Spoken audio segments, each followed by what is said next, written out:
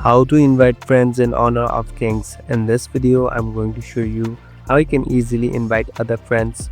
First of all, open the application. Now here on the bottom, simply tap on this normal icon. Here you can see this 5v5 team interface. Now in order to invite them, here on the right, there are different invite options. So you can even invite in-game friends and other players. Now on the bottom, tap on invite. Here you can see different social media icons, so you can directly copy the link and send it to other friends in order to directly get linked inside the game too.